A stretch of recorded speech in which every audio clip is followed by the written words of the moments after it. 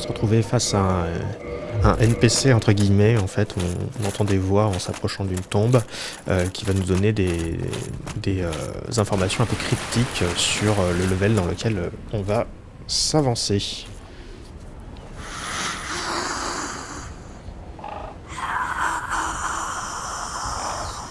Voilà. On va voir qu'en s'avançant sur le pont, on peut voir sur la gauche des petites indications qu'il y a peut-être un passage sur la gauche. On le voit grâce au contre-jour. C'est furtif, mais c'est visible.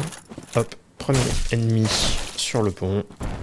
Petit challenge, rien de bien compliqué. Là, on voit que la porte a été détruite lorsqu'ils ont dû abandonner le monastère suite à la malédiction du frère Jérémius. Hop, évidemment, la petite zone secrète derrière l'armoire, avec une récompense. Ce sont des carreaux, qui est pas génial, mais en fait, si on voit qu'il y a une deuxième partie, niveau secret dans le niveau secret, avec la vraie récompense, qui est l'arbalète, qui va nous être utile un peu plus tard. Là, on voit qu'on a encore une one-way gate. On avait une one-way gate pour aller dans la deuxième partie de la zone secrète. On reprend le niveau.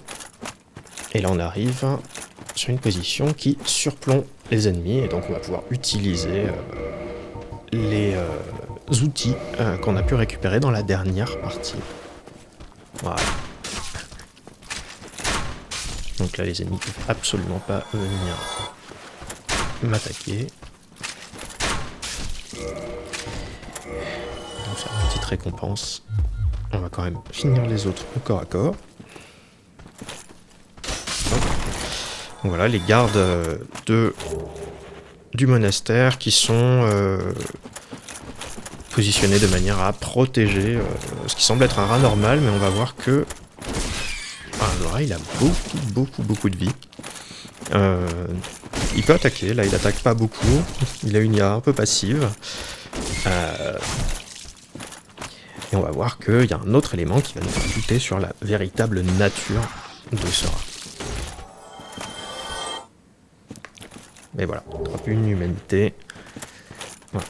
Donc la petite animation, une fois qu'on a tué le rat, pour ouvrir le passage vers la crypte. Voilà, encore une one-way gate. Hop. On va pouvoir récupérer le loot. Mais en fait, il y a deux petits ennemis qui viennent nous prendre en embuscade. Et donc on voit un petit peu encore de narration par les items. On peut aller chercher la description de l'épée qui nous donne des informations sur ce qui s'est passé au monastère, d'informations un peu sommaires.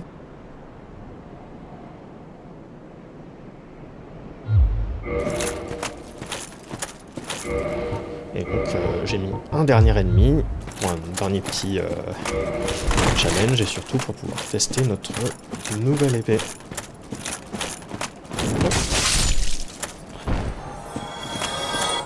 Voilà, un dernier petit point de loot pour faire du breadcrumbing pour savoir où